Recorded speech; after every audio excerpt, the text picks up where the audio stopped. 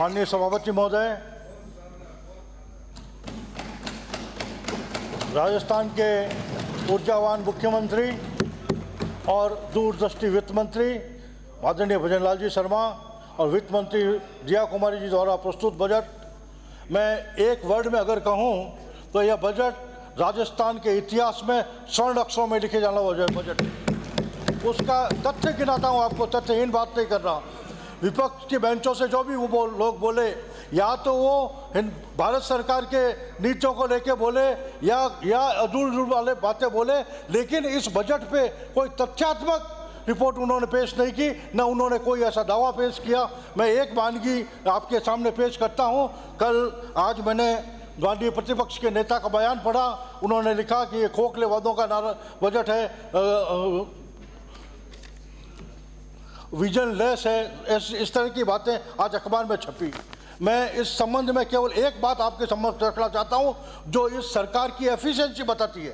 कल इस बजट में घोषणा हुई, जोधपुर विकास प्राधिकरण द्वारा 30 करोड़ का आरओबी निर्माण की घोषणा, एम्स चौराहे पे, नहर चौराहे पे जो घोषणा हुई, मैं उसकी त्वरित आपको एफिशिएंसी बताता हूं। आज उसकी प्रोजेक्ट रिपोर्ट बनाने का आदेश, डीपीआर बनाने का आदेश जारी हो गया। इससे त्वरित गति से काम 24 घंटे के अंदर अंदर जोधपुर विकास प्राधिकरण ने उस पर काम प्रारंभ कर दिया। मैं माननीय भजनलाल जी की शर्मा की सरकार को और माननीय वित्त मंत्री जी को, वो यहाँ बैठे हमारे स्वायत्त शासन मंत्री जी को बधाई देता हूँ कि 24 घंटे के अंदर अंदर जो घोषणा हुई थी उस पर क्रियान्वयन का काम उन्होंने प्रारंभ किया। माननीय सभापति महोदय, मैं जिस शहर से आता हूँ उस शहर ने 3 मुख्यमंत्री दिए हैं और उन मुख्यमंत्रियों की चर्चा करना सामूहिक रूप से इसलिए भी समझता हूं और अंत में उसका सार भी आपको बताऊंगा। पहले मुख्यमंत्री हुए हमारे श्रद्धेय जयनारायण जी व्यास। उन्होंने सत्ता के लिए कोई समझौता नहीं किया और अपनी कुर्सी छोड़ दी। जब उनके निकटतम लोगों ने उनसे पूछा तो उन्होंने एक जवाब दिया, मैंने अपने ही हाथों से अपनी चिता जलाई, मैं देख देख हंसता तू क्यों रोता भाई। इस तरह के बयान देके उन्होंने राजनीति में सुचिता के उच्चतम मापदंड स्थापित किए। आज भी राजस्थान का इतिहास ये जानता है कि स्वर्गीय श्रद्धेय जयनारायण जी व्यास ने राजनीति में सुचिता का जो इतिहास कायम किया है, उच्च मापदंड कायम किए हैं, वो आज भी राजस्थान की जनता उससे वाकिफ है। हमारे दूसरे मुख्यमंत्री हुए श्रद्धेय स्वर्गीय बरकतुल्ला खान साहब। वो हालांकि उनका कार्यकाल बहुत अल्प रहा, लेकिन उन्होंने जिस तरह का भाईचारा और जोधपुर में प्यारे मियाँ के नाम से वो प्रसिद्ध थे, उन्होंने जिस सद्भाव का एक इतिहास कायम किया जोधपुर में, आज भी उसी इतिहास पे हमारे जोधपुर की जनता कायम है और मैं उनको भी सदा सुमन अर्पित करता हूँ। तीसरे हमारे मुख्यमंत्री हुए माननीय अशोक जी गहलोत। पिछले 5 साल में कुर्सी को बचाने के लिए क्या क्या हथकंडे नहीं अपनाए गए और उस हथकंडों में जिस तरह के भ्रष्टाचार का नाटक हुआ, जोधपुर उसका प्रत्यक्षदर्शी रहा, क्योंकि उसका केंद्र बिंदु जोधपुर था। मैं एक एक चिट्ठा खोल दूंगा, आप निश्चित रहिए। मैं 5 साल जिलाध्यक्ष था, एक एक चिट्ठा खोलूंगा, एक 5 साल के कार्यकाल में भ्रष्टाचार का एक चिट्ठा खोलूंगा, पे रखूंगा। अगले आगामी बैठकों में मैं जोधपुर में जो भ्रष्टाचार हुआ, एक भ्रष्टाचार का काला चिट्ठा यहाँ पे रखने वाला हूँ। निश्चित रहिए, मैं 5 साल उस समय जिलाध्यक्ष था भारतीय जनता पार्टी का। एक काले कांड में मेरे पास दर्ज है और उन सभी का काला चिट्ठा सदन की मेज पे रखूंगा। माननीय सभापति महोदय, और उस कारण से क्या हुआ, जोधपुर में भ्रष्टाचार का नंगा नाच चला, चाहे वो जेडीए हो चाहे कोई विभाग हो।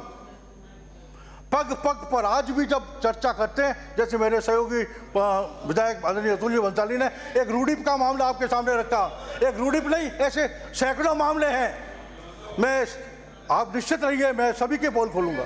वो मेरे बीकानेर के साथी थे ना, उन्होंने एक मंत्री के खोली है, मैं मुख्यमंत्री के खोलने वाला हूँ। निश्चित रहिए, 5 साल जिलाध्यक्ष रहा हूँ, मेरे पास सभी दस्तावेज हैं।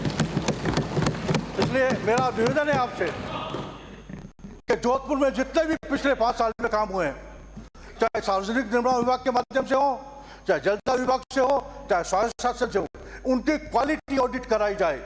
दूध का दूध, पानी का पानी हो जाएगा। वहाँ काम पैसा कहाँ का था, पैसा लगा कहाँ, वहाँ भी लगा कि नहीं लगा। इसकी जांच भी होनी चाहिए। भ्रष्टाचार का नंगा नाच जो जोधपुर की जनता ने देखा है, उसी का दंश है कि पूर्व मुख्यमंत्री जी के अलावा कोई जीत के नहीं आया। हमारा नगर निगम बोर्ड भारतीय जनता पार्टी का बना, लेकिन ये लोग आज भी विपक्ष की बेंचों। आप निश्चित रहिए, सब बातें बताने वाला हूँ, आप निश्चित रहिए। सबूत के साथ रखेंगे, आप निश्चित रहिए। नहीं, कोई कपोल कल्पित बातें नहीं करता हूँ, इसलिए सबूत के साथ रखूंगा सदन की मेज पर। जब सदन में बोल रहा हूँ तो निश्चित रूप से पूरी जिम्मेदारी से बोल रहा हूँ, इसलिए आप सभी के बोल खोल के रखूंगा। आप इतने उतावले क्यों हो रहे हैं? मैं आपके उतावलेपन को भी समझता हूँ, उसके लिए धन्यवाद देता हूँ आपको। लेकिन हाँ, सब गुरु हैं। वो तो जब चिट्टे सामने आएंगे मालूम पड़ जाएगा। इसलिए माननीय सभापति महोदय, जोधपुर में जिस तरह का नंगा नाच हुआ भ्रष्टाचार का, उसकी जांच आवश्यक है। मैं आपके माध्यम से सभी मंत्री महोदयों से भी निवेदन करूंगा, राज्य सरकार से निवेदन करूंगा, एक स्पेशल टीम गठित कर जोधपुर में पिछले 5 सालों में जो कार्य हुए हैं उनकी क्वालिटी की जांच हो, उसकी गुणवत्ता की जांच हो, साथ साथ उसके लिए किस कार्य के लिए पैसा दिया गया, कहाँ खर्च हुआ, इसकी भी जांच होना आवश्यक है। उसमें दूध का दूध और पानी का पानी हो जाएगा। जहाँ तक हमारे ऊर्जावान मुख्यमंत्री आदरणीय भजनलाल जी शर्मा की जो घोषणाएं थी, उन पे जो चर्चा करते समय कई विपक्षी सांसद बोल रहे थे, मैं एक ही जवाब देता हूं कि नरेंद्र भाई मोदी के मार्गदर्शन में चलने वाली सरकार है। भजनलाल जी के नेतृत्व में और हमारी ऊर्जावान वित्त मंत्री श्रीमती रिया कुमारी जी के नेतृत्व में जो घोषणा हुई है, एक बात साफ कर देता हूं कि पूरे देश ने जिस एक बात पे विश्वास किया है मोदी जी की, वो है हम सपने नहीं हकीकत बुनते हैं, इसीलिए लोग मोदी को चुनते हैं। आप निश्चित रहिए, है ना। मोदी जी तीसरी बार, हो सकता है आपको कोई बड़ास हो, लेकिन मोदी जी लगातार तीसरी बार इस देश के प्रधानमंत्री बने हैं। इस बात का सम्मान करना सीखे, और तीसरी बार बने हैं तो किसी जादू की छड़ी से नहीं बने, अपने कार्य के आधार पर बने। और यही भारतीय जनता पार्टी की राजस्थान की सरकार है जो कार्य करके दिखाएगी, इतना हमें पूर्ण विश्वास है। साथियों, पिछले लंबे समय से मैं एक चीज़ देख रहा था, बहुत बड़ी बड़ी घोषणाएं हुई पिछले 5 सालों में, लेकिन उस घोषणा में आखिर हुआ क्या? किसी को अटका दिया गया, किसी को लटका दिया गया, और जनता को भटका दिया। 1 मिनट, और जनता को भटका दिया गया। इन 3 मूल वाक्यों पे पिछली कांग्रेस की सरकार चली, लेकिन भारतीय जनता पार्टी की भजनलाल जी की सरकार काम करके दिखाएगी। और काम करने का एक उदाहरण मैंने 24 घंटे में जो इम्प्लीमेंटेशन हुआ है वो आपके सामने रखा है।